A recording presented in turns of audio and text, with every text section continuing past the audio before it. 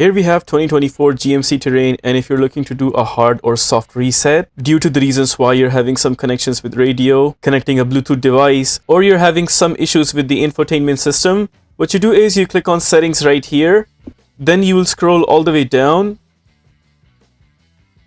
At the very bottom you will see return to factory settings. We'll click on it. And then here it says reset vehicle settings, erase settings and personal data. The top one is actually for the soft reset and the bottom one is actually a hard reset. In our case, we're looking to do a soft reset only. So we will click on the top option.